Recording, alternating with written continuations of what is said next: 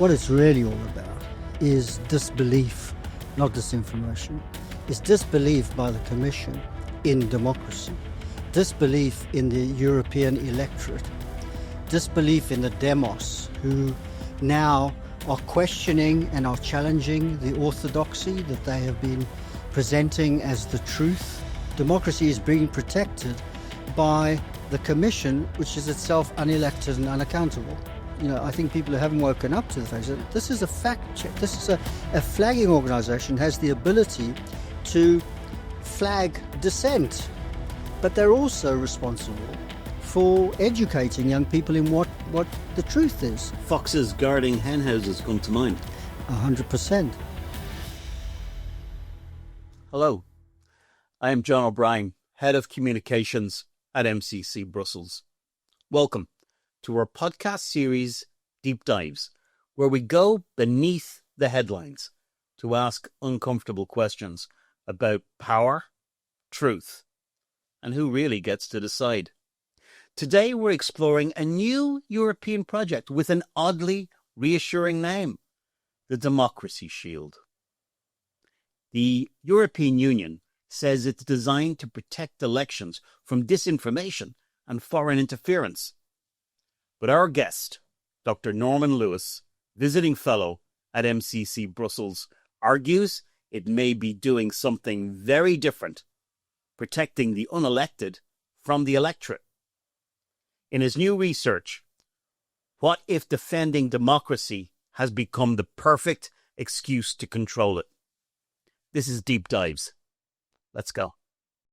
In your new report, you call the Democracy Shield a fortress against democracy. For listeners who haven't read the report, what is it and what made you think more about containment than about protection? That's a great question. I think the Democracy Shield, which nobody in their right mind would have even heard of, a normal person in the street would not even know what it is.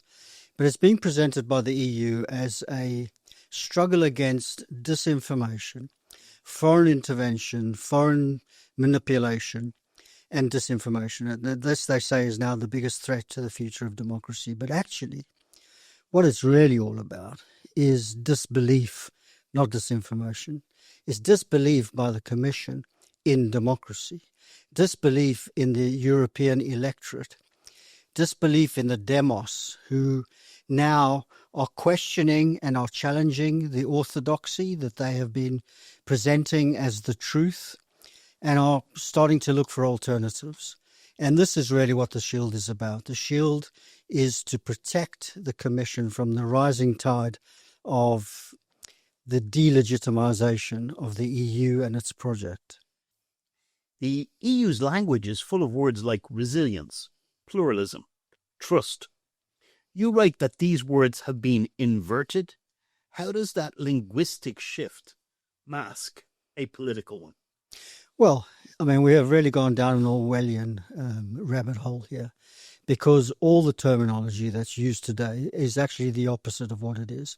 So, for example, truth is now determined by fact checkers who the EU, these are NGOs, who are unaccountable, who are not elected, who the EU are funding to be independent. There you go. Yeah, again, so it's like an independence, but they're actually dependent upon funding from the EU, where truth is determined by these institutions, where democracy, think about this, democracy is being protected by the Commission, which is itself unelected and unaccountable. So everything means the opposite now. And for what you might think as pluralism, today they define as dissent. They see pluralism not as being the result of people's lived experience or the need for alternatives for debate, political contestation. They see pluralism as being fostered by external intervention, by foreign powers, malign influences. And of course, when they talk about the resilience, they're not talking about the resilience of the demos. They're talking about the resilience of them controlling the narrative. Talking about foreign influence, the EU says the Shield defends against Russia and China. You suggest it's aimed at Europeans themselves, at dissent and populism. What evidence did you find that the threat narrative has turned inward? Well, just look at some of the evidence. I discovered in my research that the Commission's funding, I can't remember the exact number, but 45, maybe 50 projects that deal with disinformation. And when you study some of the projects, you see that the disinformation they're really talking about is contested ideas, maybe about the Green Deal, about migration, about environmental net zero, etc. And they are presenting that anyone who disagrees with the European values, that's another term that they use, which is, is basically what they decide are European values, and not European values of free speech or democracy, as the European values of diversity, of net zero, of climate control, etc., etc. But if you look at these projects, they are geared towards presenting Brussels' point of view. It's not about defending pluralism or upholding the right of people to have a different point of view.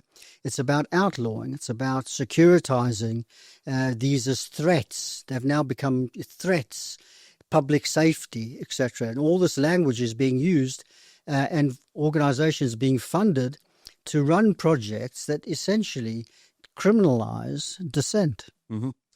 You describe the EU's network of fact-checkers and trusted flaggers as lapdogs rather than watchdogs.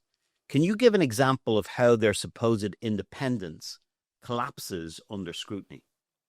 Well, okay. There's a distinction to be made between trusted flaggers and fact-checkers. Okay. Trusted flaggers. Who knew? Yeah, so trusted flaggers are organizations, the NGOs in particular, who are designated under the Digital Services Act to be entities that when they flag up misinformation, disinformation, or hate speech, platforms have to take it down. They have to act, unless if they don't, they face severe financial penalties, etc. Fact checkers are NGOs who, again, are experts, apparently. They're experts in democracy, even though they're not elected and they're unaccountable. But they are organizations that have set themselves up as the organizations that will tell you the truth. What is right. They will check what people assert. So, whether it's a challenge to migration policy or whatever, they will discover whether this is true or not and present the truth. So they are the kind of like the epistemic authorities who trust them to do that. Well, the Commission, because they're funding a lot of them anyway. But if you go and look at this, I'll give you a really good example. In Romania, for example, there's Save the Children Fund. They are an official flagger. Okay, under the DSA. Save the children. Save the children, yeah. Okay. I mean, they do, they save a lot of children, but they're also saving us from, hearing views that the EU deemed to be, unacceptable. You look at what they are doing. They are trusted flaggers, so they are a gatekeeper with regard to what can and cannot be said online in Romania. But they're also involved in educational projects in classrooms, which are geared towards supposedly educating young people in European values. And what that means in reality is that they are indoctrinating. And we're talking about, I think one project that I came across, the target area is about 1.5 million kids, basically to train them in spotting disinformation. In other words, they are not being educated in the virtue of freedom of speech, of pluralism, of political debate. They are being schooled into what is acceptable for Brussels, what Brussels regards as non-hate or real information. Now, what's remarkable, and this is what I think people who haven't woken up to the fact that this is a fact check. This is a flagging organization, has the ability to flag dissent, but they're also responsible for educating young people in what the truth is. Foxes guarding hen houses come to mind. 100%. And save the children. I would have thought save the children, like child malnutrition and childhood diseases, maternal health. I would have thought that was their business. They seem to have expanded their business overreach. Yeah, 100%. And in fact, there's a number of Save the Children entities in Eastern Europe who are playing a very similar role. Not all of them are trusted flaggers. But here's a good example. So in the research that I've done, I think at the present, there's about 67 trusted flaggers that have been set up through the what's called the country, the name escapes me, the authority that is now designated as the body that can elect trusted flaggers. Would be like, for example, Ofcom in the UK. Mm-hmm. It's the kind of communications, the government's communications division, who are now kind of under the DSA have the authority to do this. Of that, I discovered that at least 13 of them receive funding from the EU. So they're not independent of the EU, of the Commission. And yet they are trusted flaggers. And what's remarkable about this entire initiative is that we have this parliamentary subcommittee on the Democratic Shield who are supposed to be doing oversight on the whole initiative. They haven't raised this at all. They haven't raised the clash of interest that there is. They haven't, raised the fact that you've got entities now with the power to dictate speech and essentially thought in Europe, who are also receiving money from the body that they're supposed to be doing, diligence over. So, it's a highly dubious entity. This one of the most striking ideas in your report is this idea of pre-bunking, countering narratives even before they appear. How does this change the meaning of free speech? Yeah. Well, it's not even free speech we're talking about. We're talking about thought. Exactly. Precisely. Pre-bunking is a remarkable concept. There's debunking, which is what you and I do when someone talks nonsense. We debunk. And that always happens after the fact. Yeah. Of course, because that's what debunking is. Someone has to say something for you to say no or disagree or whatever. Pre-bunking is an attempt to use AI to develop taxonomies of speech that they regard as disinformation in order to ensure that when this does arise, there's already a narrative countering it. So almost as it gets published, they can create, before it gets wide circulation, they can debunk it. So they're pre-bunking. So they have already assumed that they know what people are meaning when they use certain words, even before they even might know what they're writing. Now you think about the authoritarian implications of this. I mean, even the Soviet Union was not able to do this kind of stuff. And it actually goes back to the Cold War narrative. This is rooted in the Cold War, where this was developed as a strategy to try and, pre-bunk communist ideas within the West. And this is the kind of digital form of it. This is the kind of digital form of the attempt to control thought during the Cold War. Mm-hmm. But the EU, who are very, very risk averse when it comes to AI. You can't do this because it might result in this, and etc. When it comes to the use of AI for this kind of activity, there's no problem. They've got no problem about safety, and as long as it is going to enforce a narrative that defends their status quo, doesn't question it, it actually criminalizes. But just think about it. This is about this is about thinking. This is about the thoughts that people have. Yeah. And if you think through the implications of this, and by the way, and this is a point that should be said, and I've this is something I really am going to pursue. This is being funded by Google. Yeah, Google. Now, I'm not sure that Google HQ are even aware that this kind of, because I can't believe that they would sanction something like this, which is being done through their research labs. Where when you actually looked at, and there was an interview given by I can't remember the name of the woman who runs the lab, I think it was with The Economist, and she made the point that, this is very, very important, especially in the run-up to last year's parliamentary elections, where there was the prospect of a far-right gaining.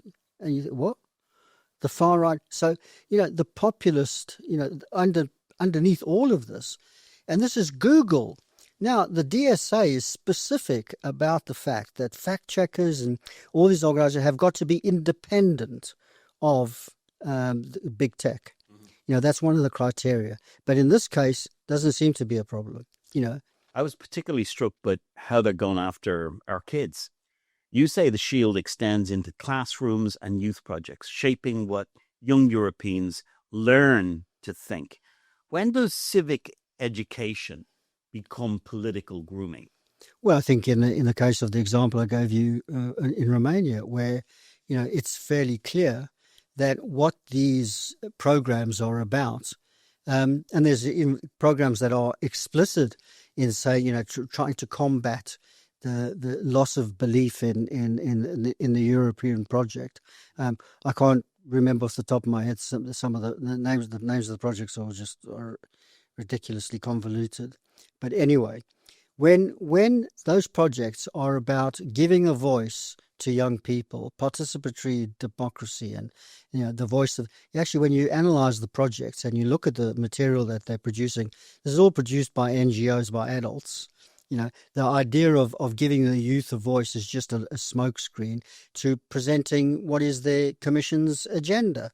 And when this is presented in schools, is presented as civic education, this is not civic education. This is propaganda.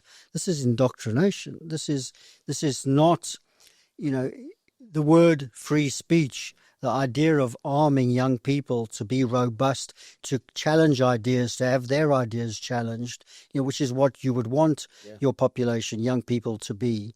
I actually think it's an actual betrayal of the spirit of youth, right? Because it's teaching these kids from a very young age about what is acceptable speech, which means that they internalize this from a very early age. It's encouraging them to self-censor. 100%. Well, it wouldn't even be self-censorship. This would just be normal. This would be common sense to them. And you just think about that. You just think about, it's chilling about where this goes for the future. Now, you describe the shield as a censorship operating system. Mm. If that's true, who's writing the code? Who audits it? Who's behind this? Well, I don't think you need to do a lot of investigation to know who's behind it. The commission's behind it. And just to explain to anyone who hasn't read the report, and I think you've really got to read the detail of this to believe what I'm saying.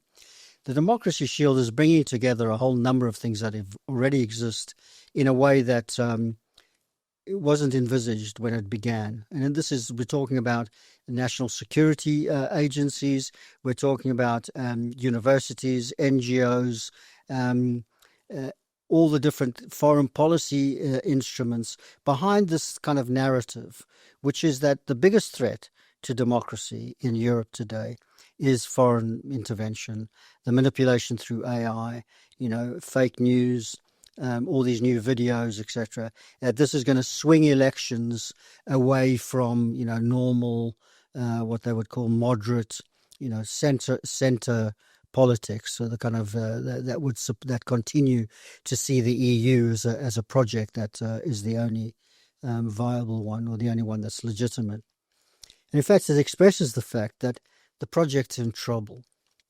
Mm-hmm. That the idea that they would fund millions of euros of taxpayers' money to organizations that are presenting one side, that are criminalizing or securitizing populism as a security threat.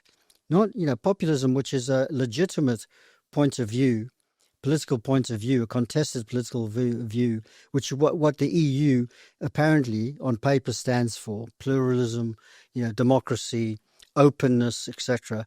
That the Democracy Shield is actually the mechanism through which they are going to institutionalize a kind of a shield to protect them from being accountable to the electorate. That's really what this is about. This is about protecting the unelected from the electorate. Mm-hmm. And digging down on that particular point, you highlight the recent elections in Romania and in Moldova as test runs for this new model. Yeah. What actually happened there? Could you explain to the viewers and listeners what happened there, and why should voters elsewhere be worried? Very, very important precedent's been set there. If you look what happened in Romania, the EU's kind of attachment and love of democracy lasted until the first round of the election came in, and the wrong candidate won and looked set to win the second round. Is the kind of populist politician who came from nowhere, and they obviously didn't like that. They didn't, they see this as a threat. Obviously, they don't want another kind of Orban figure, being in the heart of the EU. So essentially, they manufactured this so-called TikTok threat that were 100,000 TikTok accounts, and that the sudden impulse, was all to do with bots and Russian intervention. Or by the way, didn't provide any evidence, and still to this day have still not been able to provide evidence that this was the case. You would see the uptake in the TikTok support for this politician. It was kind of fairly normal for in an electoral time, that suddenly it becomes popular. People decide they're going to vote, etc., etc. It's fairly normal stuff. What happens? The Constitutional Court, which had already endorsed the election, declares it invalid and annuls the election. They then ban this candidate from standing for whatever reason, and then in the next election, the centre politician wins and the populists are defeated. And so they manufacture an outcome that was, had Brussels all over it. They had everything, and the popular vote is just disseminated. But it's very important to understand that what was going on behind the scenes is there was a number of trusted flaggers, even fact-checking organizations, which under their DSA, when it comes to elections, they have this thing called the Rapid Response System. And that means that they can elect anybody, they can select any organization to become a trusted flagger during the election, which means they have the ability to get stuff taken down. They, along with the security apparatus in Romania, produced this report about the which led to the annulment. All completely with any transparency, with any accountability, with no evidence. They annul the election, they ban the leading candidate, and then they manipulate the elections so that their candidate wins. That's what happened in Romania. This similar thing happened in Moldova. Won't go into the great detail there, but a very similar process. Different in Moldova because Moldova is not in the EU, and therefore the DSA does not apply in the same way that it would, although under the Democracy Shield it will now be applied to candidate countries regardless. And of course, if you're a candidate country and you're trying to get into the EU, you are going to operate as if you were, because that'll be a test of the so-called rule of law. Operate under that. By the way, in Romania, the DSA was already amalgamated into national law, which is a very, very important point. It is a number of European countries where this hasn't happened, like, for example, in Czechia, where in their election, they weren't able to maneuver in the way that they did in Romania, precisely because they didn't have the power, the legislative power, or the political authority to do what they did in Romania with regard to candidates and all of that. I think Czechia is slightly different as well, because they already there was a reaction to what had happened in Romania, particularly from the US State Department. So there was a lot more attention on there. And the fact that within Czechia itself, you had one NGO, which is a really good one, which is a real free speech one, who was highlighting the dangers continuously. And when the similar TikTok story emerged, they were able to counter that fairly effectively, which meant that you had a free election. Right. And what happened? The populist won. Yeah. So the real point here is that there is a playbook at work here. It's very obvious now how, and in particular, how this is going to be applied to Hungary. Because if there's one thing that they want, the one thing that they, gives wet dream that they have, is that they can oust Orban. And I think, if you think Romania was bad and the intervention in Moldova, particularly even from Romania, wait till you see what goes on in Hungary. I think it's going to be so we've really got to be vigilant on that. If Europe is indeed building a democracy that no longer trusts its citizens, how do we rebuild that trust? What's the first step towards a truly plural Europe again? Well, I think we have to expose the shenanigans. We have to, demystify the democracy shield. We have to demonstrate, and at every single point, with every possible opportunity, we have to expose what's really going on here, and fight for democracy, fight for open political debate, fight for free speech, essentially. In Europe today, free speech is freedom from speech. Free speech is now protected speech. We've got to oppose all that. We've got to, and it's a very important point. It's not. We should not be doing this on the basis of saying, well, they're trying to stifle populists, right? Yes, they are, but the principle of free speech is that it doesn't matter whether it's populists or the left or anybody else. We should uphold free speech as a principle, a fundamental, foundational principle. And, the point is that history is on our side. The fact that they are doing this, the very fact that there is this democracy shield indicates that they are, fighting a rear guard, actually. Losing. They're losing. Their legitimacy is being questioned. And the more they do this, and the more we expose it, the more we can delegitimate their point of view.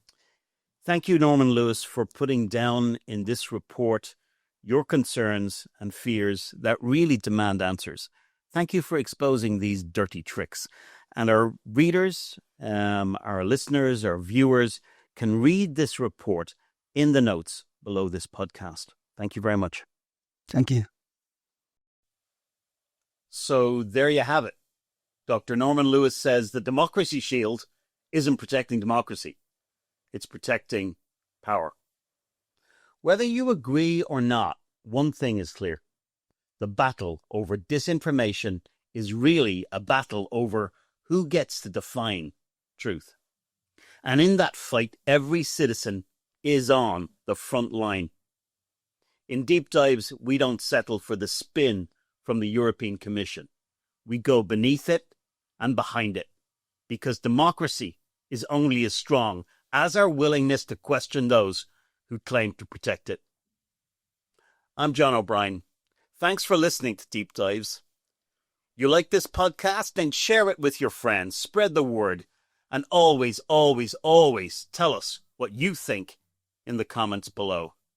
See you next time. Until then, keep questioning, keep fighting. Democracy depends on it.